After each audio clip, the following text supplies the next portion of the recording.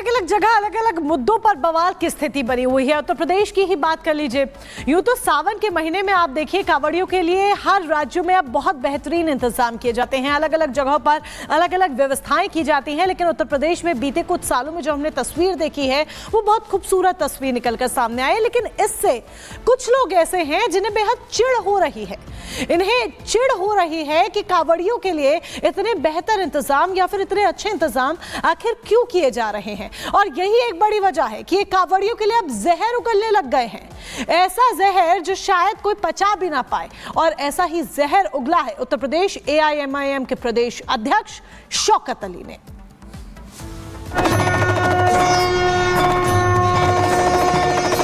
UP में बीते 10 साल में कांवड़ यात्राओं की तस्वीर बदल गई है। कांवड़ियों के लिए रास्ते में पुख्ता सुरक्षा इंतजाम से लेकर कई सुविधाएं मुहैया कराई जाती है। कांवड़ियों के लिए इस तरह की सुविधाएं देखकर कई लोगों के मन में जहर भरने लगा है और रह रहकर अपने मन का जहर वो उगलते रहते हैं।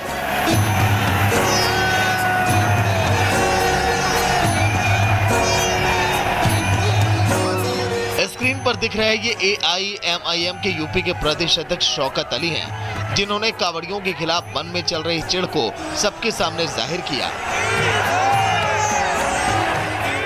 कांवड़िए बेचारे माशाअल्लाह लेकर के मस्त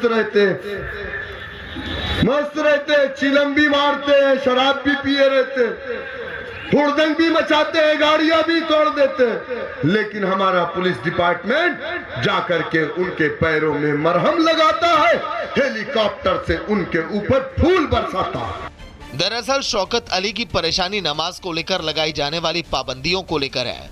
हम नमाज पढ़ लिए, 2 मिनट की नमाज पढ़ लिया। अरे मेरे भाई, ये सड़कें जो बनी है ये योगी आदित्यनाथ जी या नरेंद्र मोदी जी या अमित शाह के पर्सनल खजाने से नहीं बनी है। शौकत अली की चिढ़ का इलाज शायद ना मिल पाए, लेकिन उसका कुछ किया भी नहीं जा सकता, क्योंकि उन्हें वो दिन अब याद नहीं आते होंगे जब कांवड़ियों के खिलाफ घिनौनी साजिश की जाती थी। कांवड़ियों पर पत्थरबाजी अब नहीं होती, कांवड़ियों पर गंदा पानी फेंकना अब बंद हो चुका है, कांवड़ियों से बदसलूकी नहीं होती, कांवड़ पर थूकने वालों पर भी कार्रवाई होती है। अब जब इंतजाम इतने पुख्ता हो तो कहीं न कहीं मन की टीस बाहर आएगी, और यही शौकत अली के बयानों में साफ दिखाई दिया। Bureau report, Republic Bharat. चलिए आगे बढ़ेंगे और अब बात करेंगे उत्तर प्रदेश की, क्योंकि उत्तर प्रदेश में कल 9 विधानसभा सीटों पर उपचुनाव होना है। लेकिन उससे पहले इन 9 विधानसभा सीटों के लिए तमाम पार्टियों ने अपनी पूरी ताकत लगाई हुई है। बात अगर बीजेपी की करें तो बीजेपी ने इसे अपनी नाक की लड़ाई बना ली, तो दूसरी तरफ समाजवादी पार्टी की ओर से भी लगातार पूरी ताकतें लगाई गई ताकि इन 9 सीटों पर जीत हासिल की जा सके। बिल्कुल पुनीता, जीत हासिल करने के लिए दोनों ही पार्टियां इसे अपनी एक बहुत अहम लड़ाई के रूप में देख रही हैं। यही एक बड़ी वजह है कि चुनाव प्रचार में दोनों ही पार्टियों ने जमकर ताकत झोंकी। लेकिन अब बेशक इन दोनों के चुनाव प्रचार पर, दोनों ही पार्टियों के चुनाव प्रचार पर आचार संहिता का असर देखने को मिल रहा हो, लेकिन सोशल मीडिया इस पर किसी का जोर नहीं है। सोशल मीडिया इस वक्त जंग का अखाड़ा बना हुआ है। एक रिपोर्ट आपको दिखाते हैं।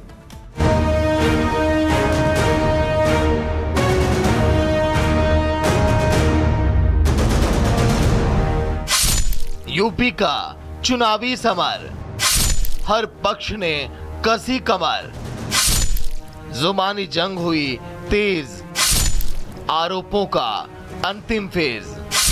यूपी में उपचुनाव की वोटिंग को अब कुछ ही घंटे शेष बचे हैं। जमीनी प्रचार का दौर अब खत्म हो चुका है, अब बारी है जनता की।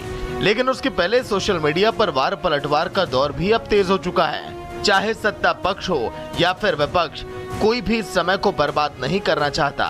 वोटिंग से ठीक एक दिन पहले अखिलेश ने ऐसा बयान दिया कि मानो सियासी गलियारों में हलचल मच गई। विपक्षी एक सुर में कहने लगे कि अखिलेश ने पहले तो हार मान ली।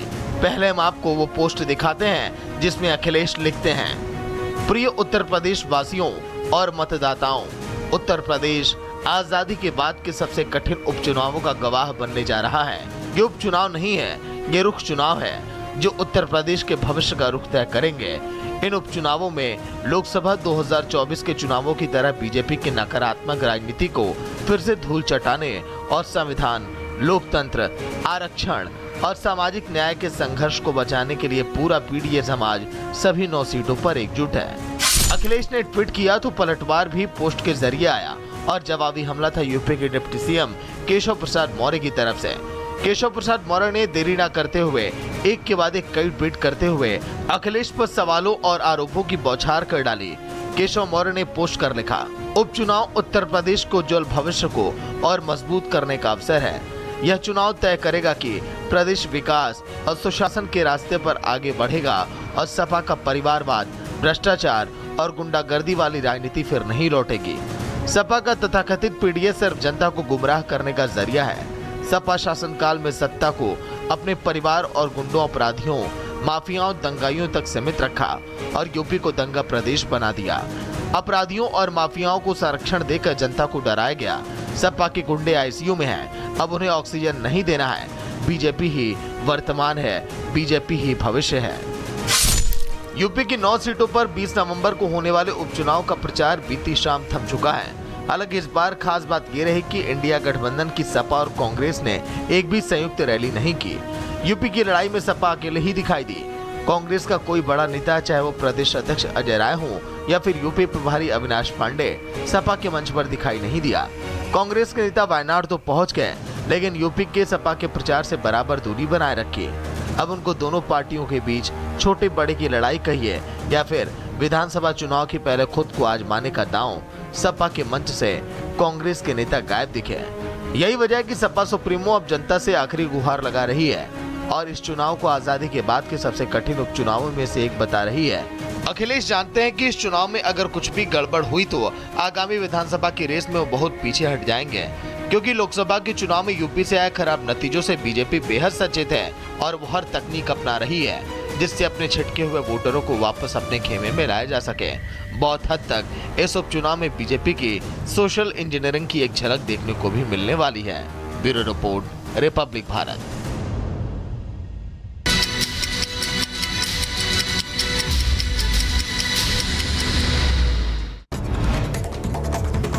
और अब रुक करेंगे 2 मिनट में भारत का। अमृतसर के कचहरी चौक के पास एक कार में भीषण आग लग गई। चालक ने कूदकर अपनी जान बचाई। फायर ब्रिगेड ने आग पर काबू पाया। नोएडा में इमारत की दीवार गिरने से हादसा हुआ है। अचानक दीवार गिरने के बाद मची चीख पुकार। बुलडोजर की मदद से मलबे में दबे लोगों को बाहर निकाला गया। एमपी के बुरहानपुर में 2 गुटों में खूनी संघर्ष। दोनों पक्षों के बीच जमकर पथराव हुआ। चबूतरे पर पूजा और इबादत को लेकर 2 समुदाय भिड़े। धर्म स्थल का विवाद सुलझाने पहुंची थी पुलिस। पुलिस के सामने ही शुरू हो गया पथराव। इलाके में तनाव, भारी पुलिस फोर्स तैनात। उत्तर प्रदेश के कानपुर में दिखा लेडी गैंग का आतंक। लड़कियों के एक गुट ने दूसरी गुट की लड़की को दौड़ा दौड़ा कर पीटा। मारपीट से दहशत में आई लड़की ने मॉल में भागकर बचाई अपनी जान। उत्तर प्रदेश के कानपुर में दबंगई का वीडियो वायरल हुआ। दबंगों ने टोल मैनेजर को ऑफिस में घुसकर धमकाया। दबंगों ने टोल प्लाजा में फर्जी गाड़ियों को निकालने के लिए मैनेजर पर बनाया दबाव। पुलिस ने शिकायत दर्ज की। मध्य प्रदेश के टीकमगढ़ में पुलिस और ग्रामीणों के बीच झड़प हो गई। एक युवक ने महिला थाना प्रभारी को थप्पड़ मारा। पुलिस महकमे में मचा हड़कंप। किसान की मौत को लेकर